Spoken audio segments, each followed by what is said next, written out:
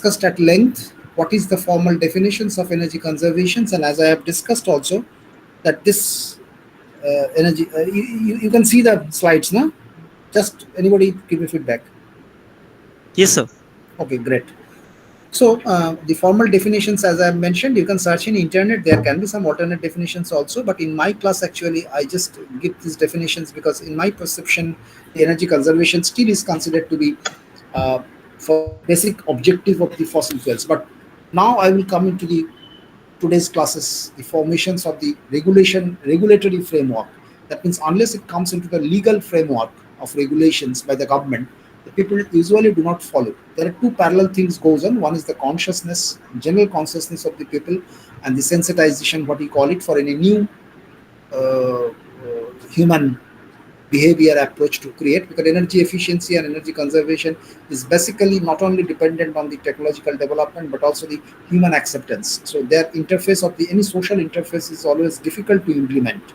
Technology, independent of the human interference, you can just simply put it and it will run because it is an inanimate object, it can do.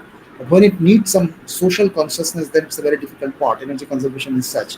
So it needs the policy issue discussion, very important. And today, I will just enter into the discussions of that part of formations of the Bureau of Energy Efficiency, and that how the energy conservation is officially and legally controlled in India. That part will also be covered today.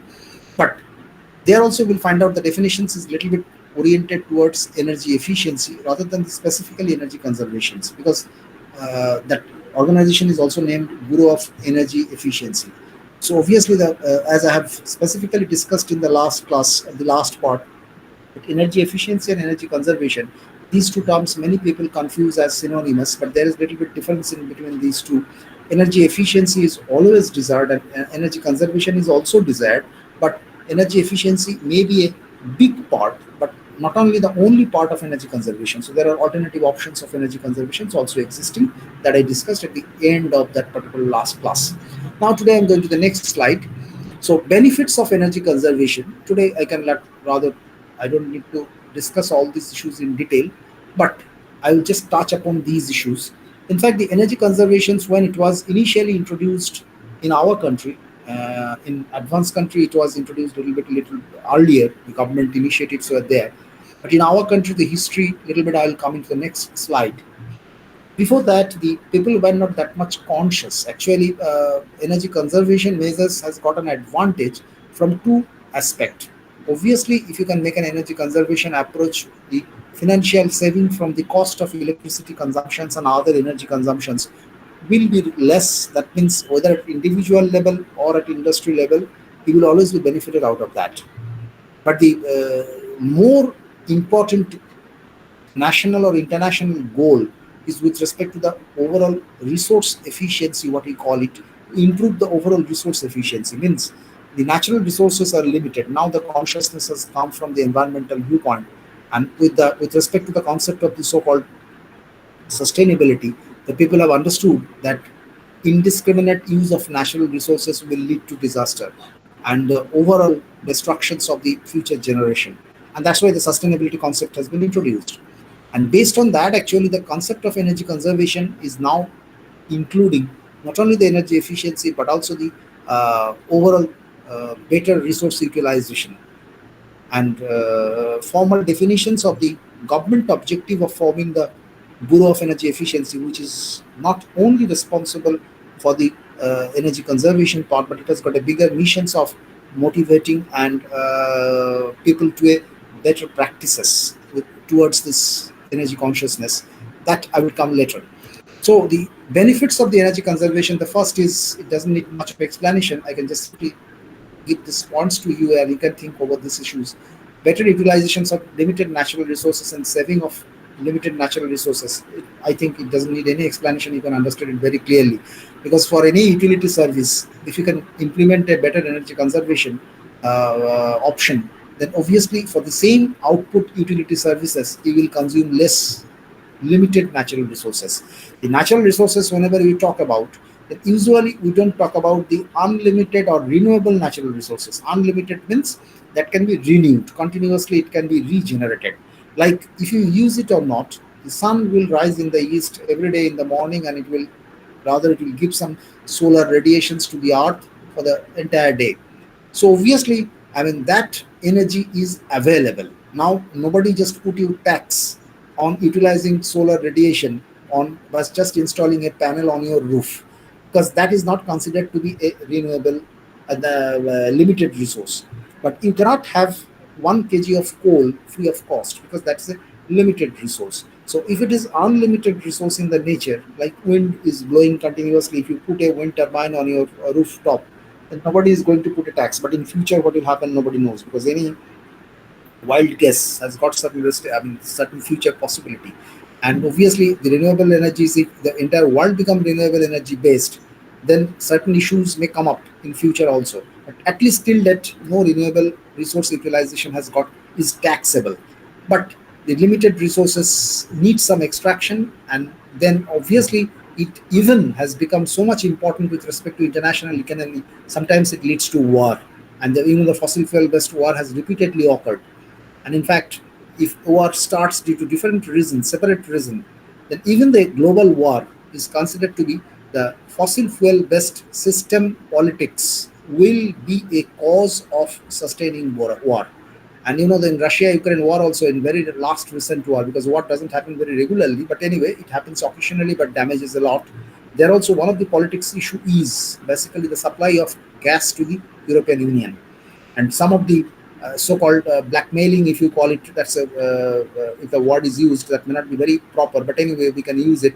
Russia is actually exploiting the European Union on the basis of its, I mean, natural resource of the natural gas. So, just 1 minute. So based on that, actually, we know that the fossil fuel based, as it has got a limited resources, so fossil fuel based politics is very important issue globally now. So better utilizations of limited natural resources and saving of limited natural resources not only important from the national perspective, but with international perspective also. Many of the undue extortion and blackmailing process can happen on the basis of these natural resources. In fact, that is very obvious from the very beginning, that the OPEC countries are all united politically against their different agenda. And the in the latest war of Russia and Ukraine, there are also the opposition groups of European Union and Russia, if we call it that way. USA is also against, but USA is rather a little bit independent with respect to these fossil fuel reserves. Though they import, but they have got enough reserve of themselves to cater to themselves. So usually this energy crisis, more sensitivity is with Europe, not with US.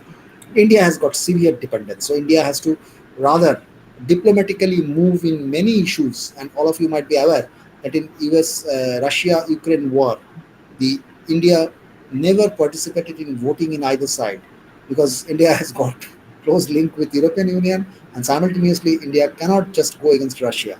Whatever in principle is right or wrong, but diplomacy is such, you have to be very, very prudent and very rational with respect to national interest rather than being emotional. Anyway, so better utilizations of limited natural resources. That's why I'm talking this. Limited natural resources is causing so much stress on the entire global politics and social environment. So that's very much important, that for better utilization is very much important from the energy conservation viewpoint. It's a good advantage of benefits. Reduce pollution. So automatically, the fossil fuel based systems always has got certain greenhouse gas emissions. So if you can reduce those, rather improve the energy efficiency or energy conservation, then these emissions will be per capita utility service. This will be less. Then reduces energy imports overall cost of a product or service. This is also obvious, because those who will go to the industry in professional life, now we will realize that, I will discuss in the next slides, that certain industries which consume a lot of energy, they are designated as the designated industries. And those industries, there is a separate cell.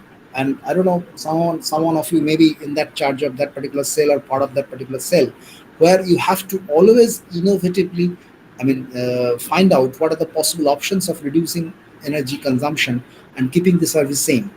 And there is a mandatory energy audit, and the energy manager and the energy auditor concept, from one from outside, who will work from to monitor the plant operation, and from one will be from the inside, so that they will coordinate to improve always energy efficiency, and that's a separate cell for those industries. Even for smaller industries now, the separate energy conservation cells are there, just because it's a win-win situation if you can do it better. So innovations are encouraged for better technology development in this energy efficiency, and specifically the energy efficiency and energy conservation as a whole. Uh, Innovations are getting very much importance, because currently the energy sector is considered to be uh, one of the biggest, if not the biggest challenge for the, because we are going through energy transition. Transition means switching over from the fossil fuel based systems to the renewable energy systems. So during this energy transition, most of the innovations are basically coming globally for better innovative development with respect to the better energy efficiency and energy conservation. So obviously, this is one of the big area of the young generations like you, who can just contribute to the innovative ideas with respect to better energy efficiency and energy conservation. So innovations are encouraged under this energy conservation subject. So removal of obsolete technology under economic and regulatory pressure. This is basically one of the measures our Indian regulations is very strictly doing, because all of you are aware that initially, I don't know whether you have seen it because you are pretty younger than me. In our student days, the light availability was only in the filament bulb, because the filament bulb means there is a filament inside the bulb and current flows through that, and I square RT principle, and then obviously the maximum energy liberated out of that electricity was in the form of heat. Those bulbs were pretty hot, but only small fraction was coming as light. So there is a low light availability even at 150 watt. So obviously these were not at all suitable for the lighting purpose, because majority of the electricity input was getting lost.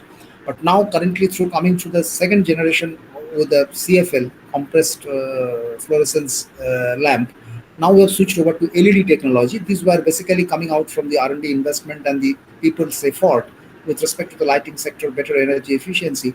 And now you know that the 5 watt, 6 watt LED is quite good enough for a small room, and lighting is majority of the electricity going into the system is getting converted into light. What was the desired objective?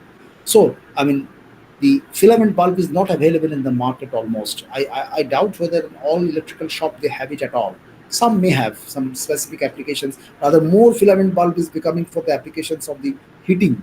You know that in small street vendors, they food, and for their food items, they put the filament bulb sometimes inside a glass box, just because it gives light and simultaneously it heats. So then maybe that's why they use, because LED has got very little heating effect. Anyway, so that removes the energy conservation, has got a pressure with respect to the so-called economic and regulatory pressure that I will discuss later on. Removal of obsolete technology, and that means the new good or better technologies are always getting welcomed or better promoted by this energy conservation.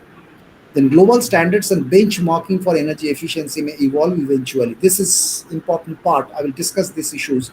Benchmarking means what is the accepted standard globally. And interestingly, with respect to technology applications, say for example, refrigerator, your basic objective function is you want to get some cooling, and then you have to, for that you have to pay some electricity input.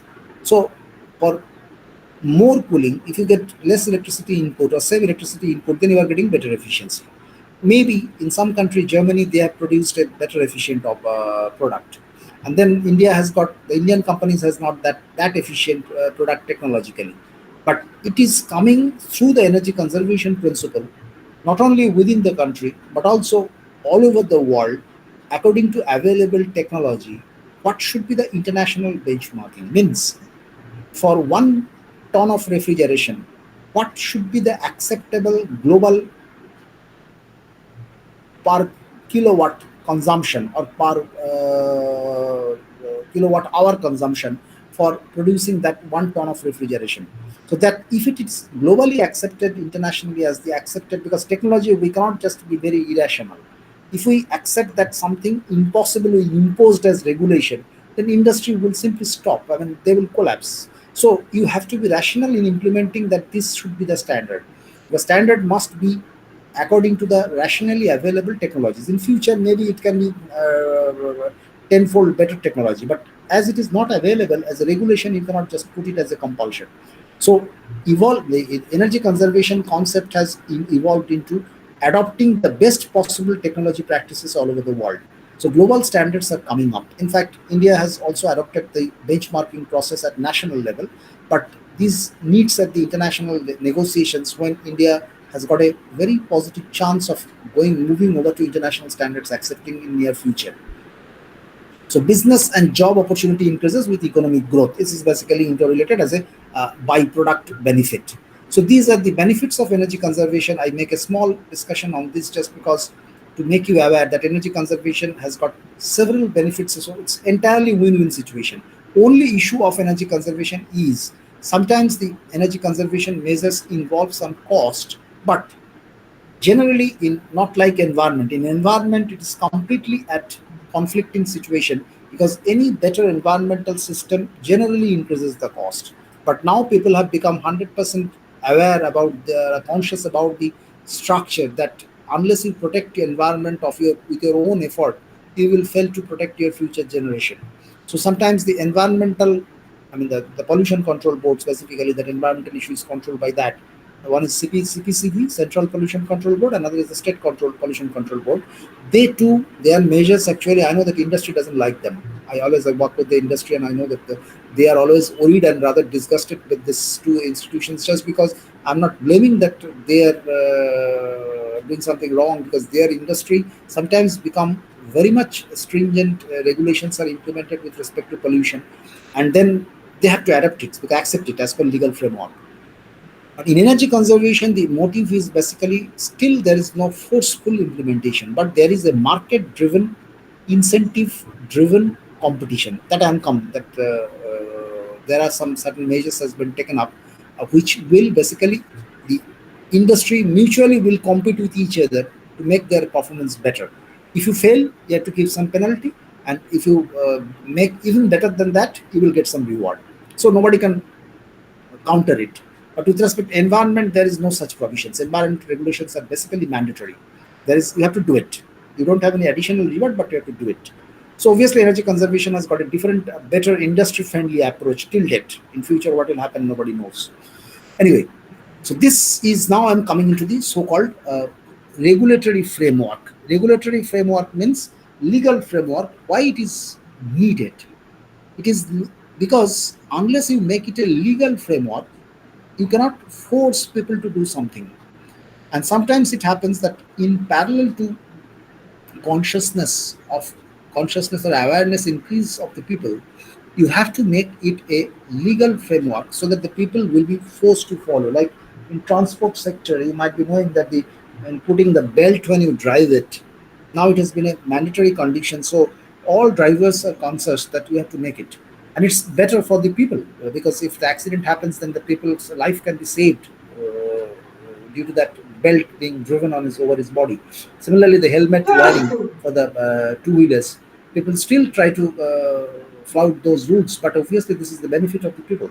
So obviously, these when it comes to the regulatory framework, that means the legal compulsion for the people, it is needed because otherwise it is very difficult to motivate all people. All people are not equally rational minded, so you have to sometimes force the law. In fact, the Energy Conservation Act, you know the act meaning, because anything that to become law, it has to be passed in Parliament or Assembly, whether it is a central act, that means Indian Act, or the state act. So it has been made an act in 2001, and later on it has been amended also again in 2010. So this is called as Energy Conservation Act. So under the Energy Conservation Act, now it has become for the specifically the India. I mean, this Energy Conservation Act has not much included in the behavioral approach of the individual people, because individual peoples rather it has been put into the better consciousness approach so that people will be made aware through different activities to go for a better practice, and that is also there. I mean, the star rating and etc. I will just discuss those things also in subsequent slides. But what is the most important part of this act is industry has been forced to follow certain rules. It has to be made because industry energy consumption part was much higher than the individual domestic sector consumption. So it's in 2001 it was done, and then in 2010 it has been amended, and to develop policies, plans for implementations of all sectors like industry, agriculture, transport, building, domestic households, etc. Domestic households, some small issues are there, that has been there, but most of these things are voluntary, not with as a compulsory mandatory, except some few one. And I will discuss those things. And also review within our structure of federal governance. And you know that any of the law, if you implement in India, we have like many other country, we have the so-called the federal structure, means we have the central and the state agencies. So whatever you do, unless you just do it in a federal governance structure, that law will not be reaching up to the general people. So that's following that particular federal structure. We have two agencies. One is the designated central agency, which is called Bureau of Energy Efficiency (BEE). BEE is now responsible for the entire national energy efficiency policy. Honestly speaking, this B name itself is showing as its objective function is to increase the energy efficiency, and definition is also I've given that what is the to reduce the energy intensity of the country. I will come to that part later on. But this B is considered to be the regulatory authority for the overall energy conservation, to enhance the energy conservations, both awareness and implementation. And as it is a federal structure, under the there must be some people to implement at the state level, who will also be the government agencies. These are called state designated agencies. So every state is, as per this 2000 Act, Energy Conservation Act, every state is bound to have a official entity of the energy conservation implementation nodal agency, which we call it at the state designated agency. And the central, all the state agencies are reporting to the central nodal agency, which is called the Bureau of Energy Efficiency (BE). And BE has undoubtedly an extremely good leading role with respect to the energy conservation awareness, penetration, and implementation at the industry and to some extent domestic level and agricultural and commercial level implementations of these different regulations. So the legal framework is 2001. The act has been taken up. 2010 there was a major revisions implemented. So these two simultaneously. Those of us who working in this field, we remember these 2 years always. That though in 2001 it was initially introduced, but in 2010 major revisions was done, and many modern principles of Bureau of Energy Efficiency and state level agencies were implemented at 2010, amended. That's why these two are simultaneously mentioned. Now, what is the mission of this particular BE and state level agencies are? Very specific, pinpointed mission it has fixed to reduce the energy intensity of the country. So what is the energy intensity as per definition? You know, that's a very precise definition. The energy consumption in the numerator, total national level, divided by the gross domestic product, GDP. That means whatever total economic output you give, for that, per unit of for that, how much is the energy consumption? So energy intensity we have discussed in our earlier classes, and all of you know what is the definition of energy intensity. So based on that definitions, actually our mission has been fixed up by this Energy Conservation Act during the formations of the BE. So their target is to adopt measures or recommend to the government, because they cannot recommend the law. The law has to be enacted, rather they can recommend, but they cannot implement the law. The law has to be enacted at the parliament or at the assembly. But the recommendations of what should be the law formations, everything is done by the BE with respect to energy conservation. And their mission has been fixed up to be to reduce the energy intensity of the country. That means any measures that takes of better energy utilization, that will automatically lead to the reduction of the energy intensity, which is defined as the energy consumption per unit of gross domestic product or GDP.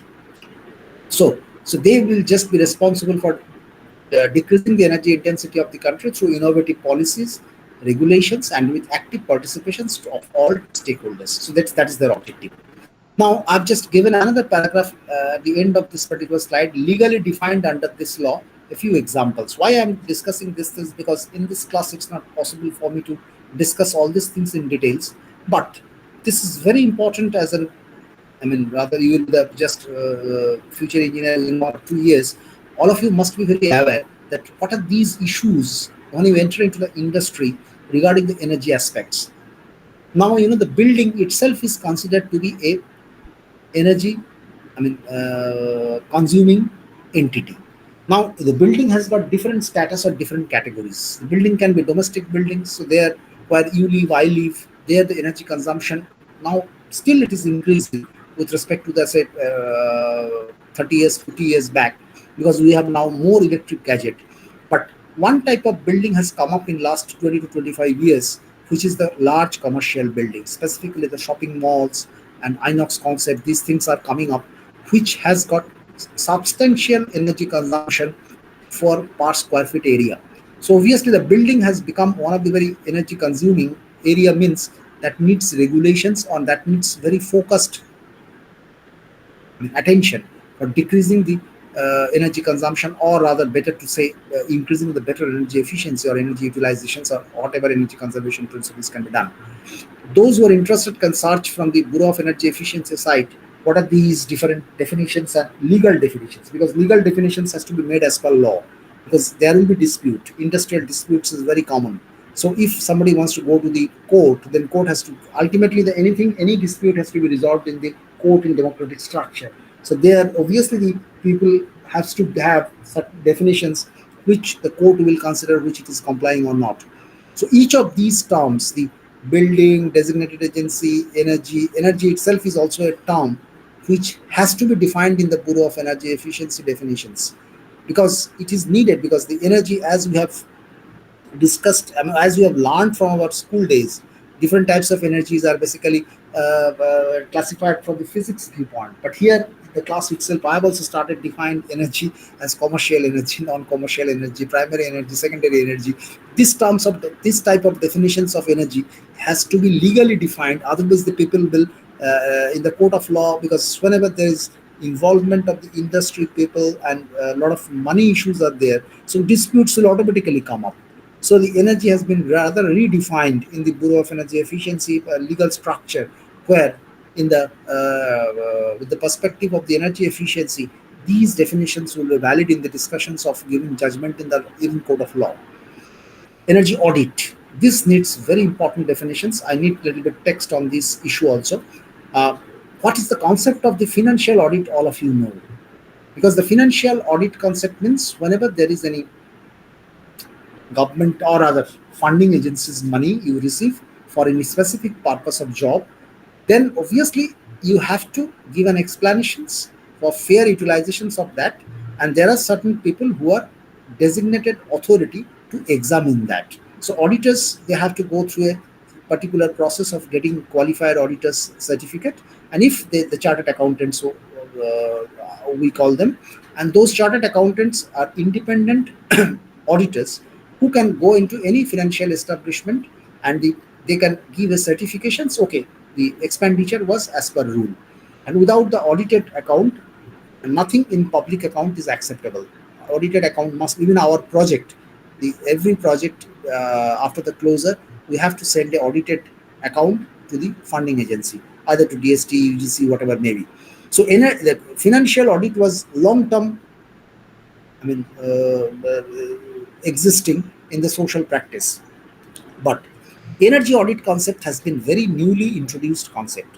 So just write down, like financial audit, like financial audit,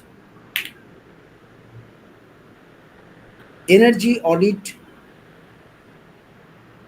was introduced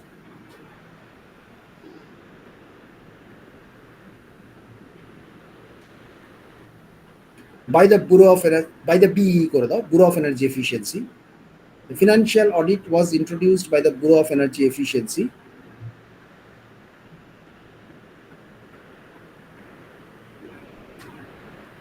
to take care of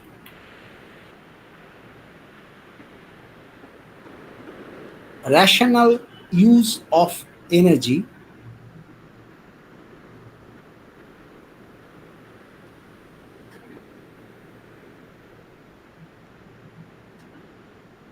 according to existing technology.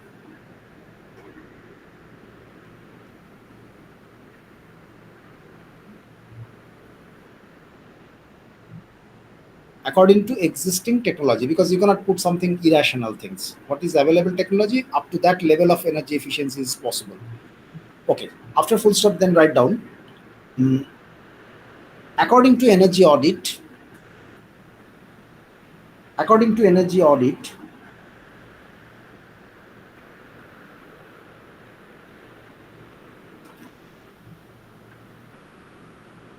individuals individuals are accredited individuals are accredited or permitted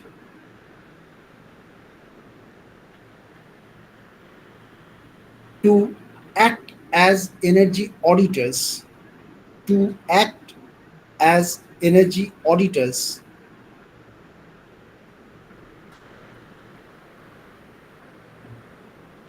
for the industry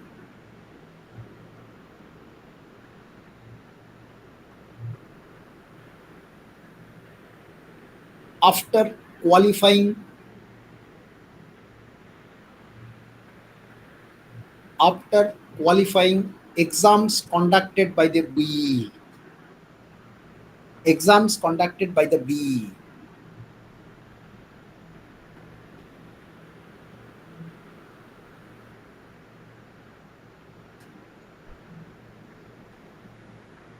Full stop. In industry also,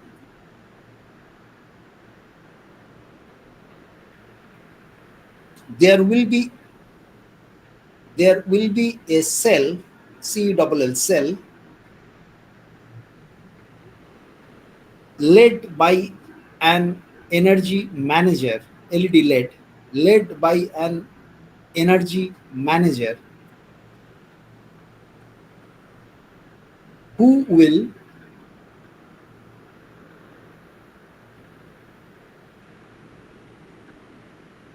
look after and implement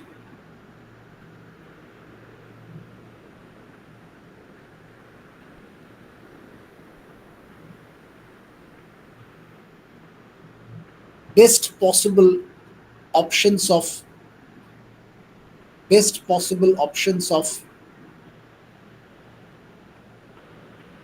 energy use.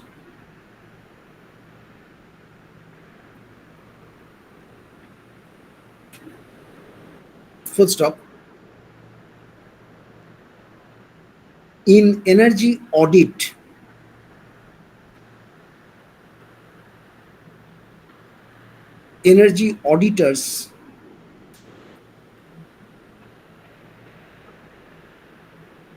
are outside people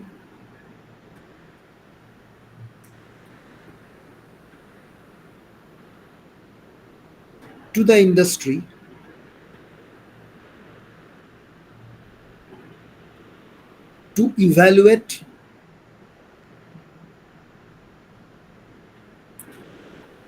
to evaluate and suggest better practices,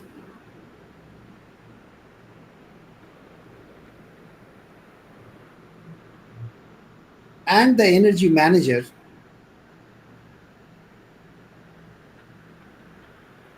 will be an in-house person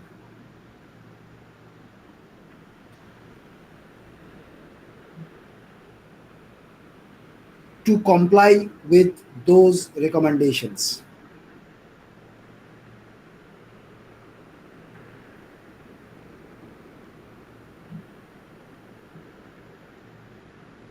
Combinations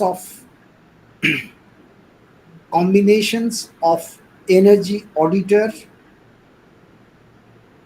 and energy manager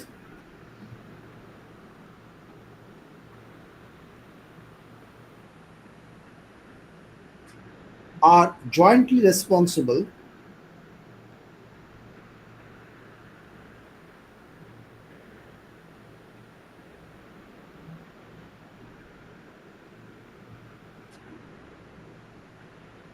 for implementing better energy practices for industry.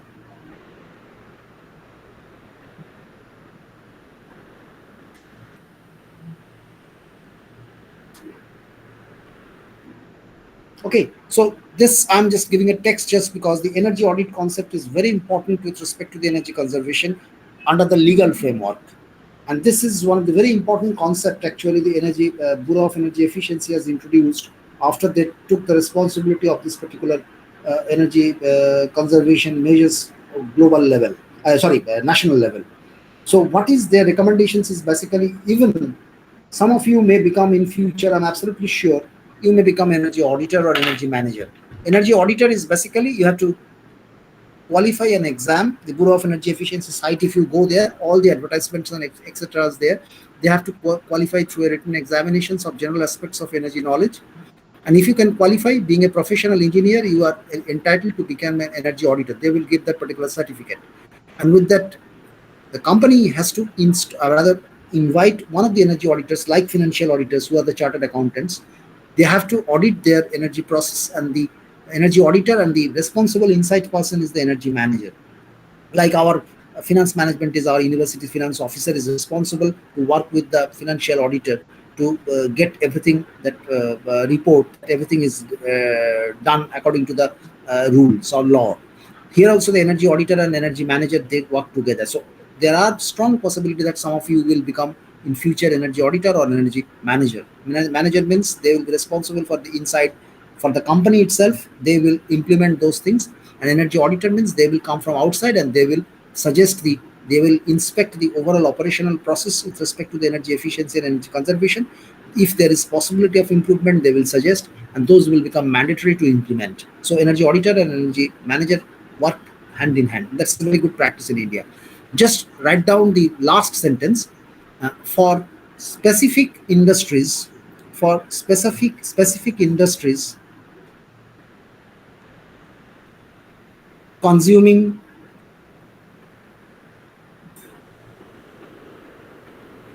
larger amount of energy,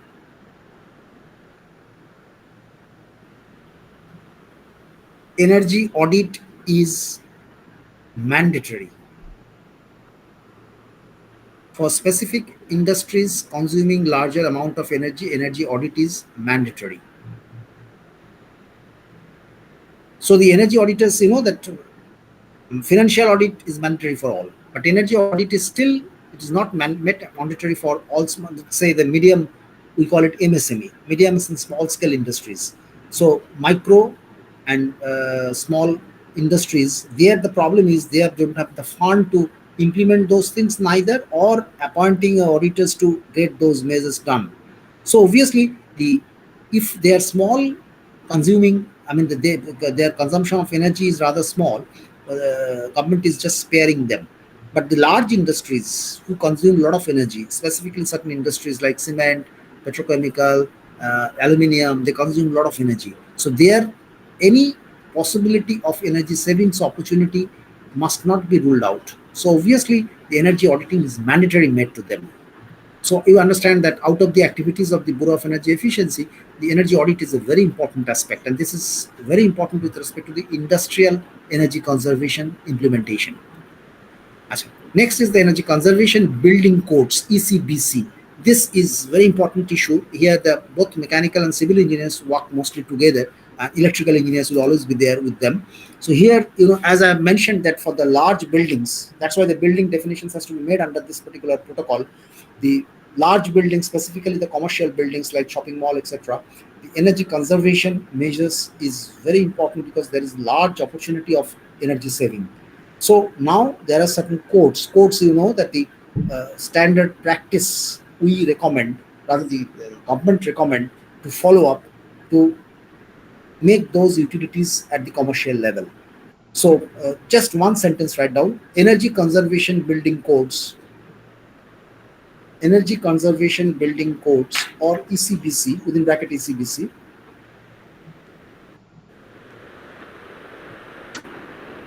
recommends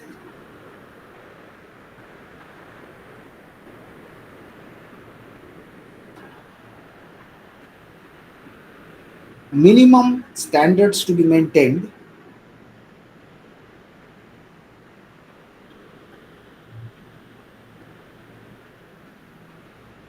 for large scale commercial building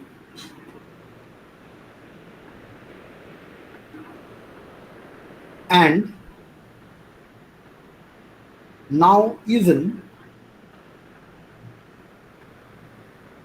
multi-story domestic complexes, multi-story domestic complexes.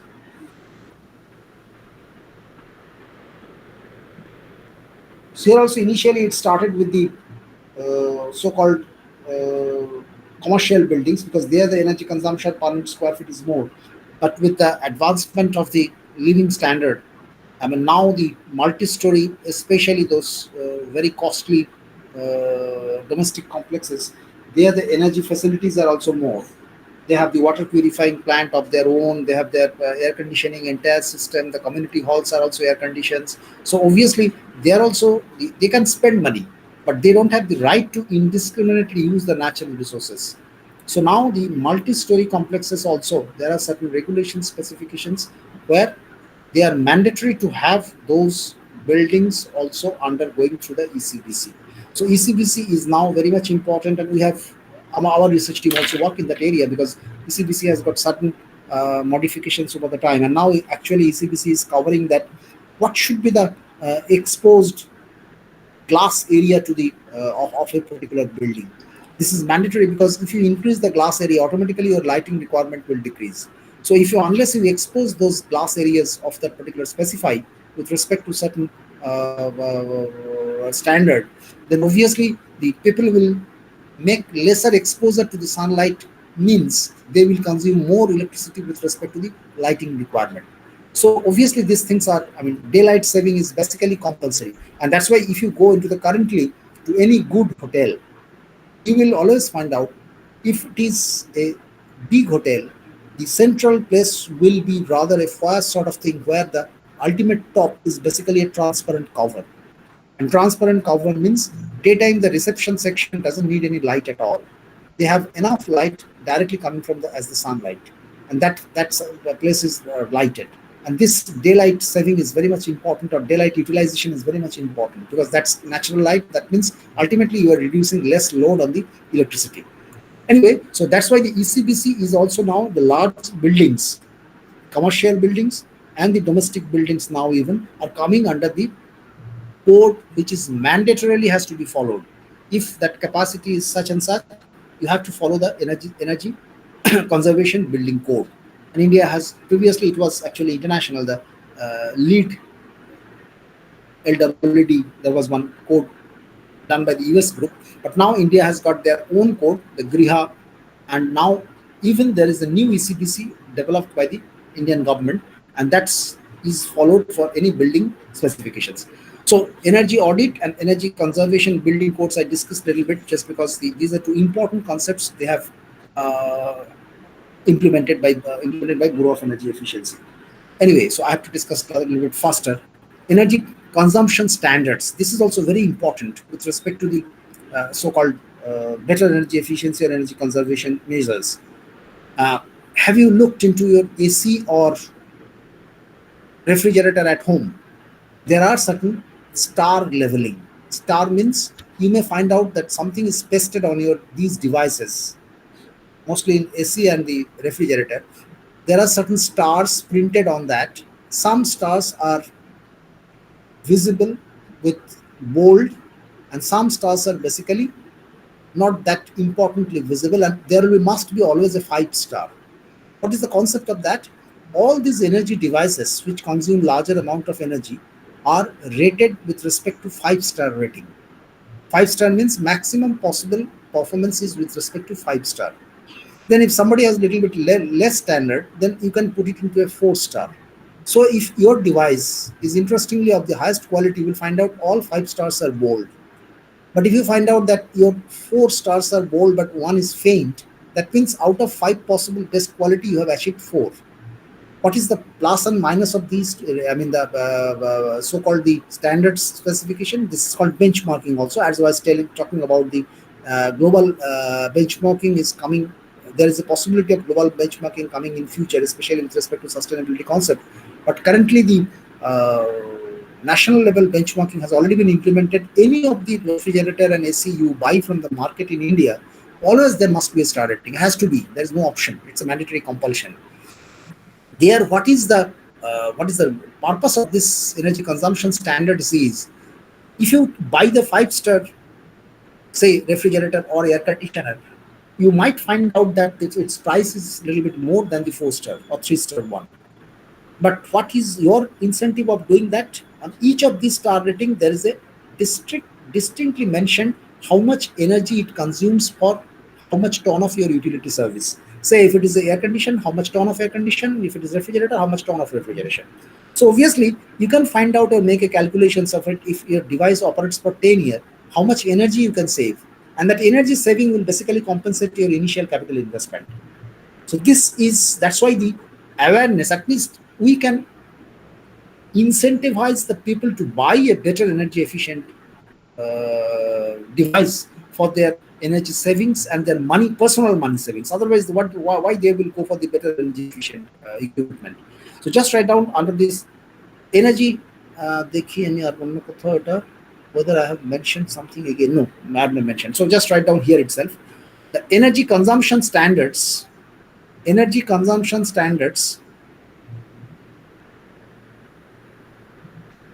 is a process of benchmarking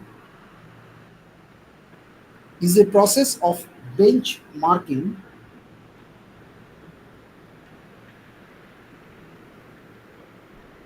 of devices with respect to a 5-star rating. With respect to a 5-star rating.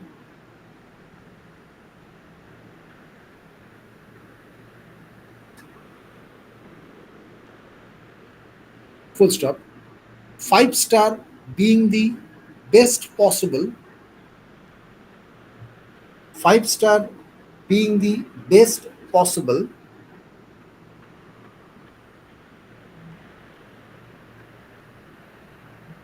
energy performance device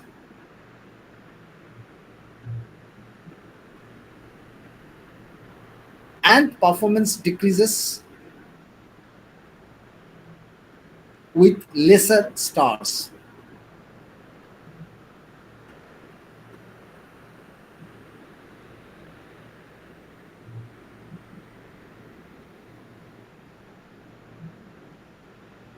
This is the process of this is the process of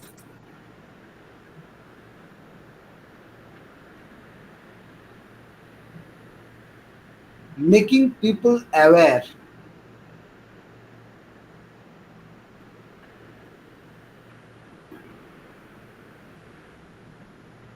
of better energy efficient devices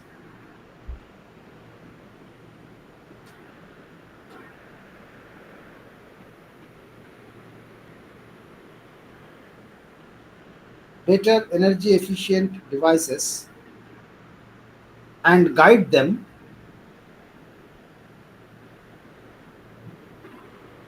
to select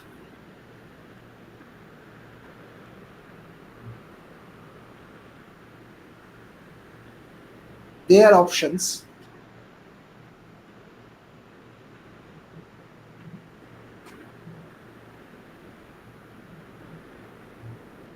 for buying such product available in the market.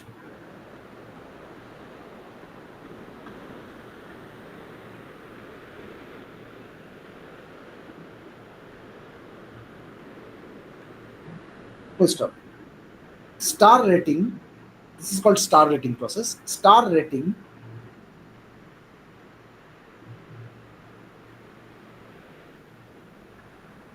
has helped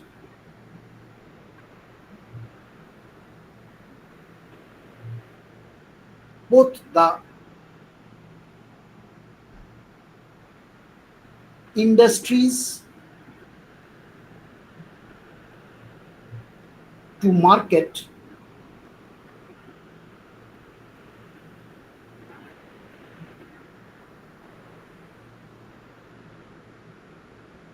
better energy efficient products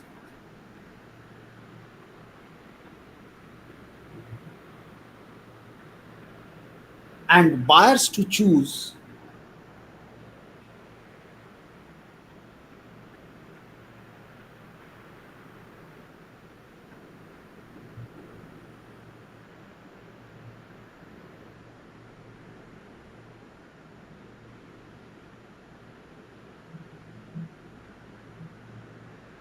suitable product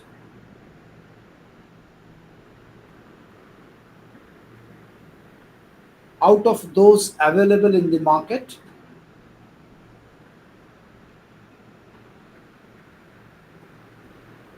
and their budget constraints.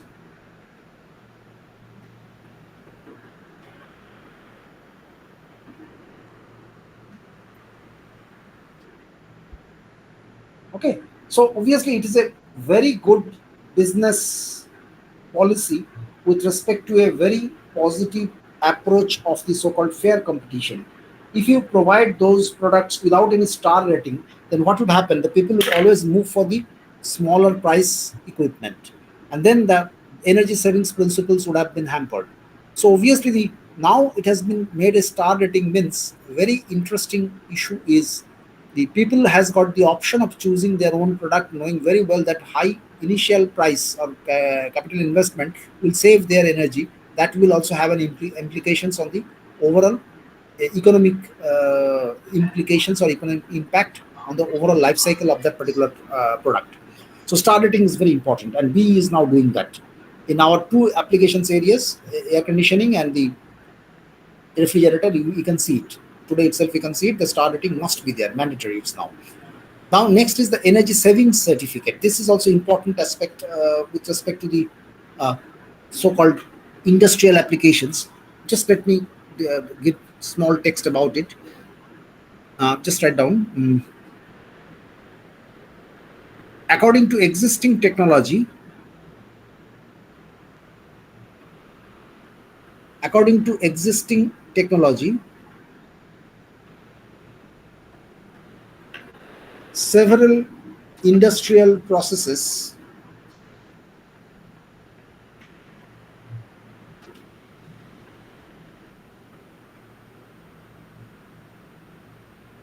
are enlisted.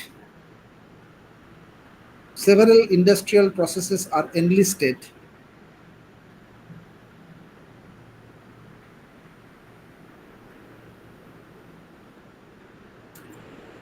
as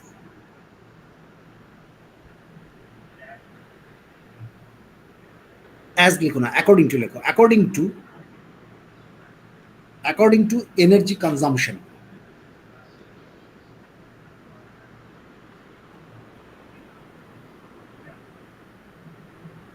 according to energy consumption as standard, as standard to stop any industry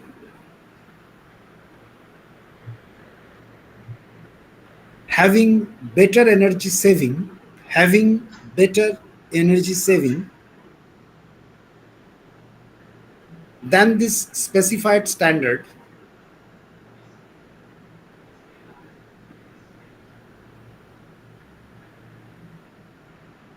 will be issued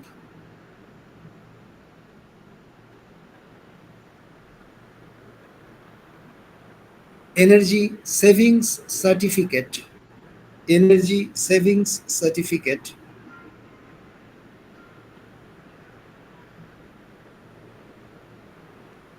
by the Bureau of Energy by the BE করে দাও, by the BE, Bureau of Energy Efficiency.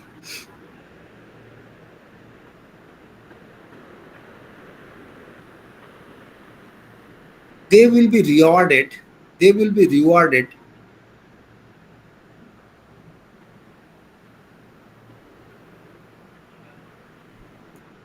from the penalty of those industries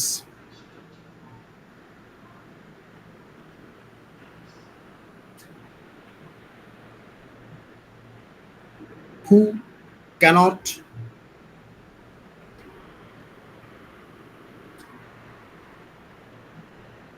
comply with that standard.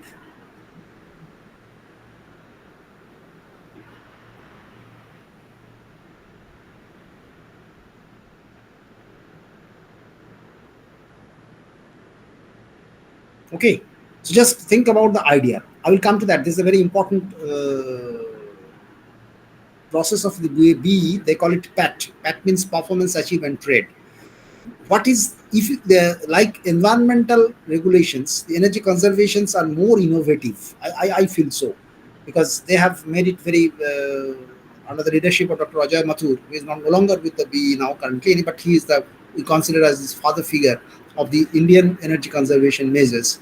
So it is a very brilliant, innovative idea. Rather than putting mandatory conditions like environmental regulations, the BE has adopted incentive based principles.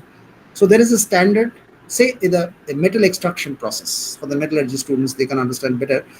There is a certain energy consumption standard with respect to existing technology globally, and this has to be made very rationally through different committees and evaluations, and these are all dynamic, continuously goes on changing because technology is evolving regularly. So based on that, once there is a standard set up, then if some company can comply with that standard only, then they will not be neither rewarded nor penalized. But if somebody has got a much lower performance than that, they will have to pay some penalty. This is mandatory. So obviously it's an incentive based. And those who have made even better than the stipulated standard, they will be rewarded. And so certificates are issued with respect to those industries, or to those industries who have performed even better than the standard through inspections and evaluations. And so obviously once the certificate is there, the those companies, though could not comply with that, they are forced to buy those certificates from those companies, so that they are compensating as if their loss or their ill performance or lower performance to compensate that. And that's why those who can do better than the standard, they are rewarded, and those who cannot reach to the standard, they have to give some penalty. It's interesting, and this is called the PAT scheme. I'll come to that detail, but now at least I'm explaining that energy saving certificates, how it is issued. Energy saving certificate definitions is very clear. Whether you, with respect to a given standard, whether you can do it even better, as if you are saving more energy than the standard, so you will be rewarded. And that is done entirely under the regulatory framework or the legal framework by the BE has got that authority to do that for the industries. Anyway, so equipment or appliance, that's definitions. I'm not coming into discussions because these are there are large category of under the BE definitions. There are different types of categories of equipment, etc. Powers and functions of the central and state, that is also under if it's a law, it has to be clearly defined, and it is there. In that, if you can open, you can find out the Energy Conservation Act. Its internet is available. 2001 and Amendment 2010, you can find it out. So you can see those things are legal statements are there regarding what is the role of and the power jurisdictions of that central nodal agency and the state, etc., etc., etc. B and SDA, that means the Bureau of Energy Efficiency and state designated agencies. These are definitions are also there in that act. Provisions of funds, because whenever implementing, then the funds has to be there. In fact, the B agency, B is, as far as I remember, fully under the Ministry of Power. So they get their funding from the Ministry of Power for their functional operations, the whatever the costings are involved. But state government also has to make their budget for the state designated agency. So I'm not very much aware about the state level, but central level I know how it operates. So penalties and adjudications has to be there. So these are the just under the Energy Conservation Act. These are the important issues that is taken care of. As I'm a little bit running short of time, so I'll go to the next slide. Unless you have some questions. Generally, it doesn't have in the class. Okay. Now, if few salient outputs of the Bureau of Energy Efficiency, we are coming into that. Maybe due to lack of time, I will not discuss much because some of the already been referred earlier. So, energy conservation building codes is considered to be one of the very important output or outcomes of the Bureau of Energy Efficiency. Now, each building has to not all.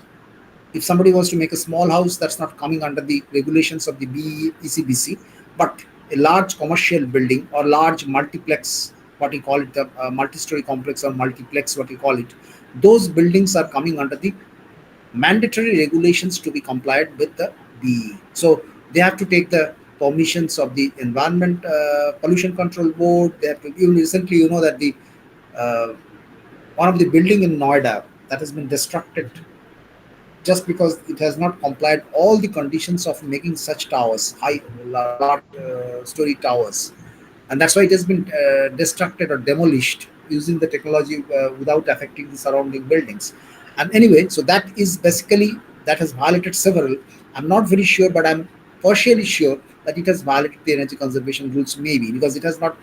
It has violated several so-called compulsory mandatory conditions. I know, but that may be mostly from the environmental aspect, but some aspects may be associated with the Energy Conservation Act also. So even this is now so stringent that ECBC has to be complied if your building comes under the ECBC scope.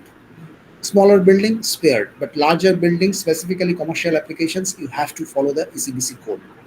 Number two is standards and leveling. That also we have discussed how the standards and levelings are done already in the last slide. So I'm just referring back to previously in that particular slide I was discussing about the legal definitions, but now the salient achievements or outputs of the BE, they are actually coming in line with those legal formulations.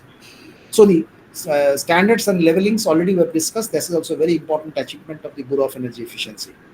Demand side management, DSM, that I have discussed already. The BE has got several good, suggestions and their technology support with respect to this demand side management aspect, and they have a lot of campaign for the better practices of the demand side management. This is obviously a big area. Demand side management means you have to motivate the people with respect to controlling their demand without affecting their so-called expectations of the life standard. Anyway, so this is a big area, but BE has got substantial good input to that. Bachat Lamp Jojana BLY project, actually we call it. The BLY project is ESCO model. ESCO means Energy Service Company. So ESCO full term is Energy Service Company, Energy Services Company most probably. Here the concept is basically, just write down this because the ESCO model is very important. Just write down ESCO model. ESCO, write down the full term also if required. Energy Services Company.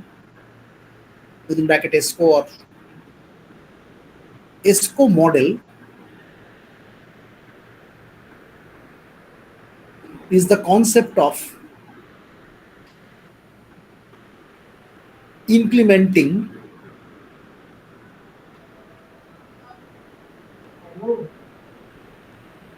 better energy efficient technology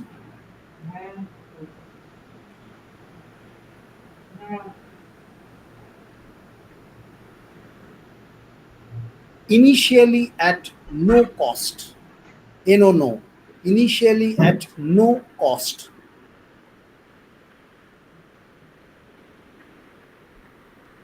Full stop. Then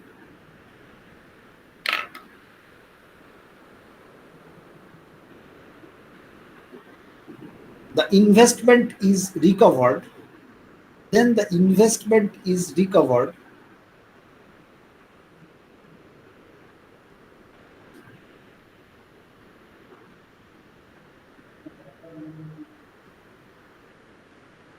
by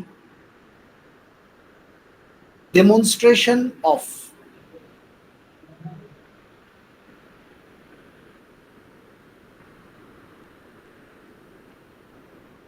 energy savings subsequently.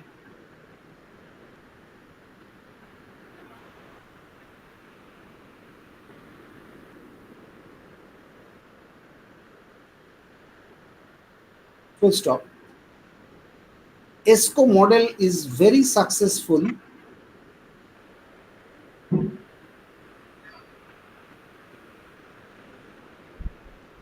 specifically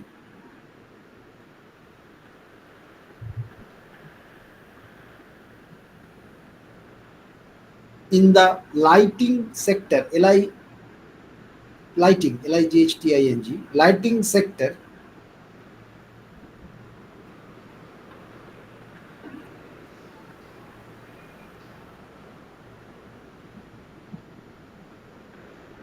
with installation of LED lights.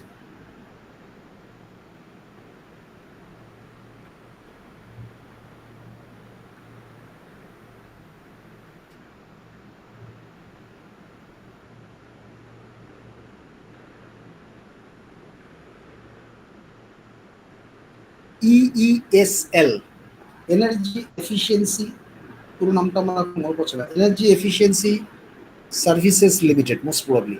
You can just find out in Google by EESL. I remember that name by EESL, Energy Efficiency Services Limited, most probably. EESL is such a government-owned company. It's a government company, our India government company. EESL is such a government-owned company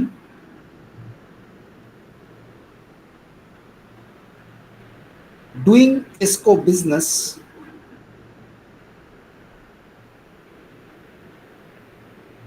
currently all over the world.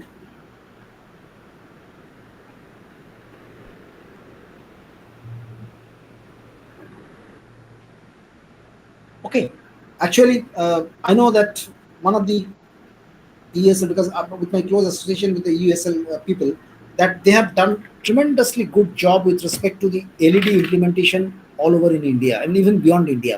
I mean, most of the Middle East countries, they have done it. I mean, where initially, as a corporation expert committee, also I was there in one of the project actually they implemented. There, the idea is initially the billing will be taken from that particular organization. How much energy costing billing is average coming up? Then, without any cost incurring, I mean, rather imparting on the people, they will simply implement their substitution light now LED lights implementation. Because even in West Bengal, in Calcutta city, many of the lights are still there. The public utility lights, corporation lights, and municipality lights, they are there in the form of so-called filament, not filament, but tube lights and other things. But these needs immediate replacement with respect to energy savings, and that ESL does that. They simply put, without any initial charging, they replace those lights with LED bulbs. And then with the energy savings bill, they just show how much energy savings has been made. From there, once the break-even point is reached, then from the profit of through the energy savings, they earn their money. And this has become a very good, important model for the energy conservation with respect to the economic options for ESCO model. ESCO means energy services companies. Okay. So B has got a very innovative idea of this Bachat Lamp Yojana BLY project through ESCO model, and EESL. Anybody can open the site of the EESL and check what are their activities currently. It's very interesting. Anyway, that is done. Then promoting energy efficiencies in SMEs. I mean, this I'm not going to discuss in detail because this is called small and medium industry, medium entrepreneurships, who have got the lesser capitals, but providing them sufficient technology, policy, and the finance support to improve their energy efficiency is also one of the very important area of BE.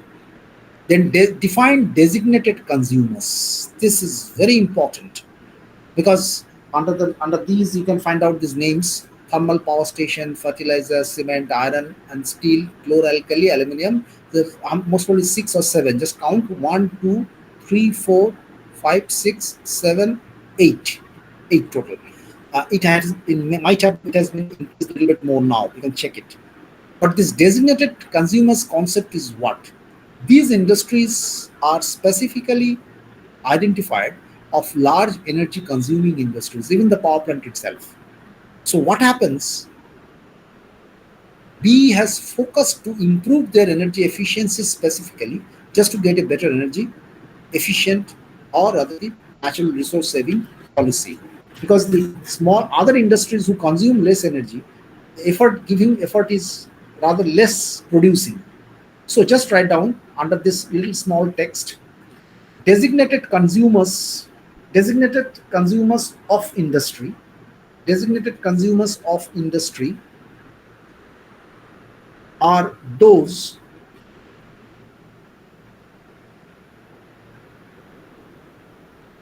which consume significant amount of energy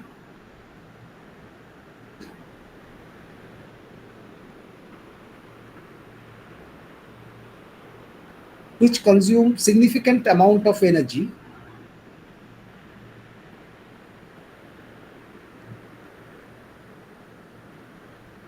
in their operational process.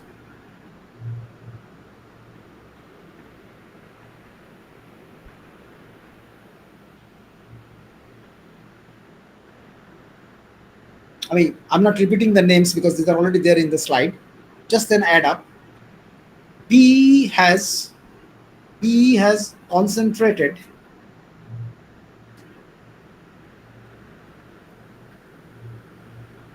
into the operation of such industries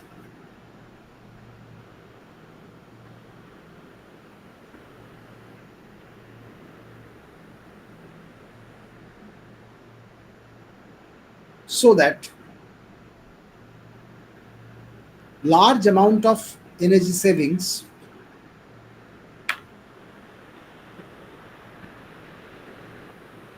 at the national level, large amount of energy savings at the national level can be done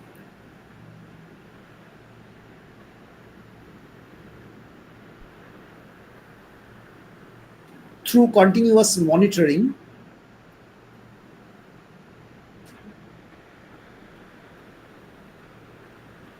of energy performance, through continuous monitoring of energy performance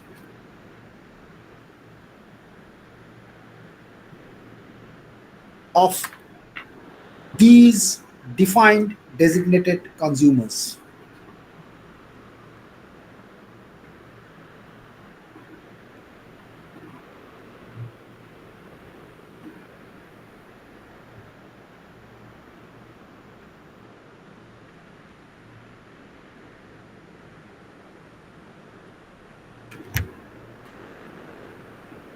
Okay, actually, the sentence is there: regular energy auditors by accredited auditors is in compliance, because they are rather put under several regulatory measures, because they are large energy consumers, so they have to follow these things. Smaller energy consumers are not given that much attention. So I'm not going to larger discussions of this due to lack of time, but the those who will in future work incidentally in these sectors, either in thermal power stations or in fertilizer industry or in cement or iron and steel or chloralkali, aluminium, railways, textile, paper and pulp, they will have that particular very distinct feeling how much important is energy conservation and how much is the regulatory compulsion or mandatory compliance of those industries day-to-day operation. Regular, there will be energy audit and the corresponding recommendations by the auditor, and there will be some compliance compulsion for those industries. So at least you can understand that this is one of the very important activity of the BE. Then certifications of energy auditors and energy managers I've already discussed in last slide, so I'm not going to repeat those things. Through training and evaluations, these energy auditors are given certificates so that they are auditors like just like chartered accountants. Chartered accountants also has to pass a particular exam and they can qualify for this auditing process, financial auditing. Similarly, energy auditors, anybody of you after your graduation, engineering graduation, you can just apply for the energy auditors course qualification, and if you can become a certified energy auditor, then obviously you can go to the industry to energy audit, and then there will be an energy manager in that company also.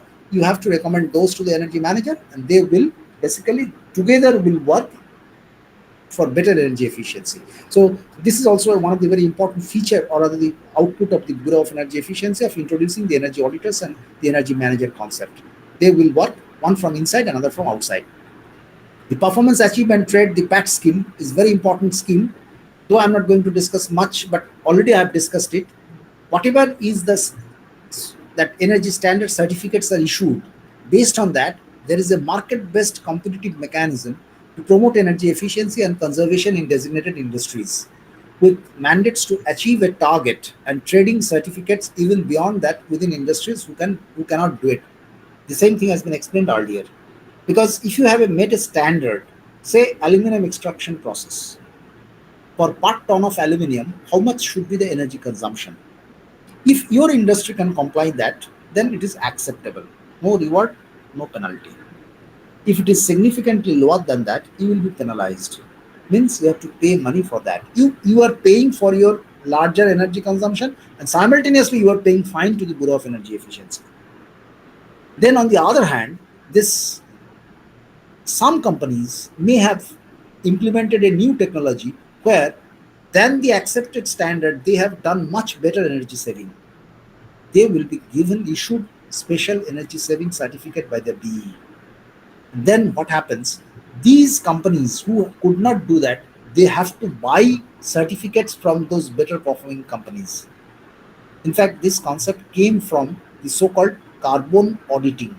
That means in climate change also, those countries who can say better as a concept is currently coming up under, and people are trying to force it. Those who are doing, even this is an incentive-based system.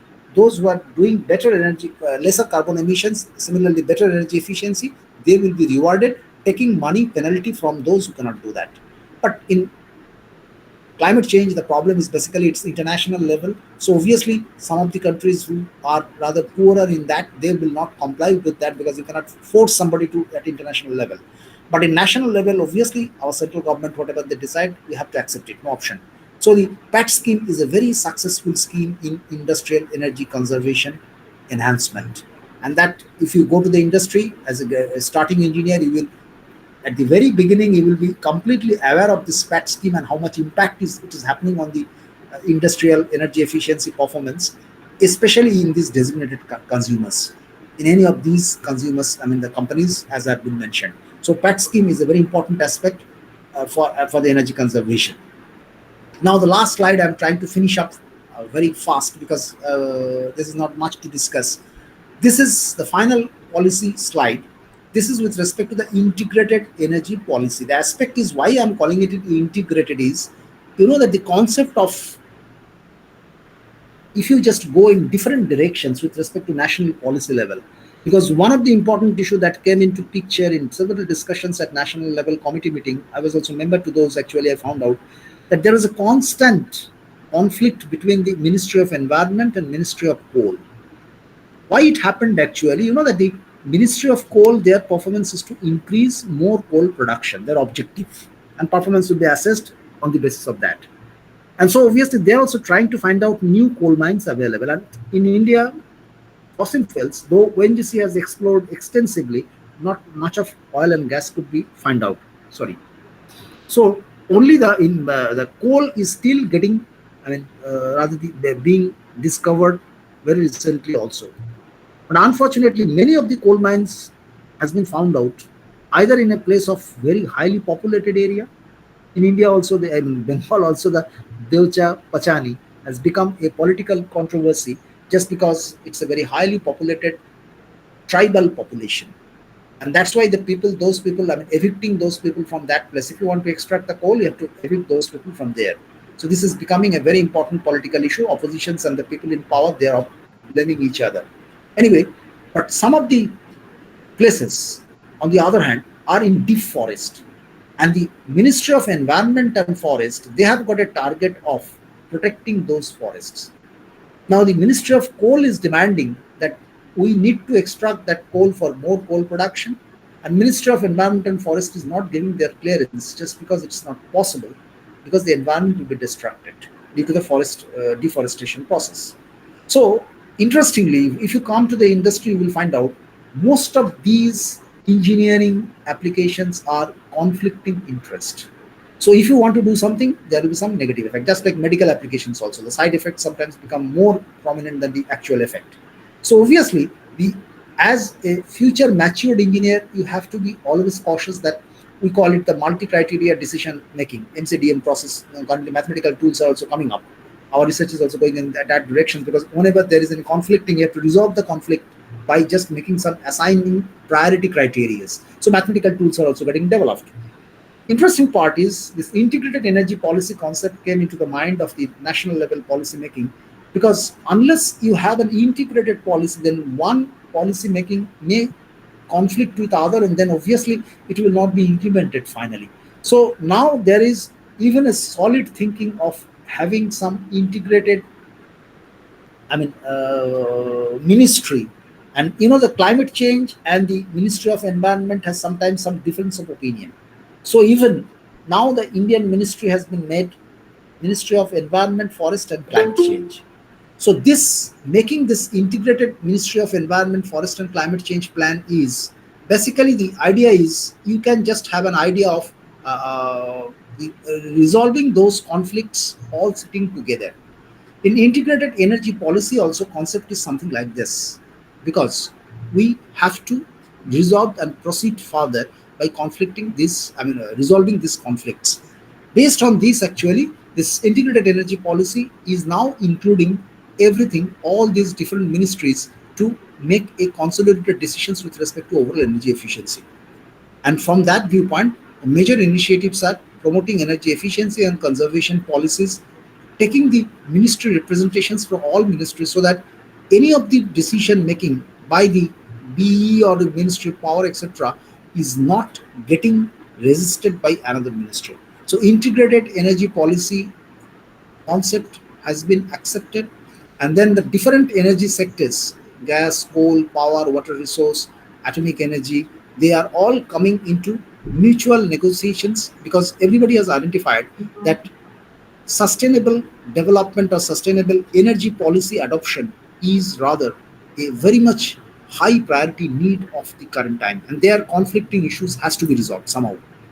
So I'm not going to talk much about this integrated energy policy, but there are very interesting mathematical applications, and the academicians are working on this multi-criteria optimizations and multi-criteria decision-making process. An integrated energy policy is towards using this particular principle to resolve the issues to find out the unified goal with respect to involvement of all different conflicting interests. Any queries up to this? So with this, I finish up the so-called policy issues. From the next day, it depends on your mercy. If you allow me to have at least 1 or 2 classes before the, because the next Saturday, Sunday, the subsequent 2 Saturday, Sundays, I will not be able. It's quite nonsense. Some Shomnath model is trying to enter. I'm telling you, with the friends, what is his objective? I don't know. মানে এগুলো তো টিচারদের পক্ষে খুব আহত করে আর কি। 9:30টার সময় 9:35 এসে ক্লাসে ঢুকতে চাইছে, অসভ্যতার চূড়ান্ত একেবারে ব্যাপারগুলো। এনিওয়ে, আজকে হচ্ছে 16 তারিখ। মানে আমি generally I keep relaxations to everybody because তোমার ঠিক আছে অনেক রকম অসুবিধা থাকতে পারে, কিন্তু taking advantage of the situation of this people is really disgusting. Okay, so give attendance. SK Mohammed Ali.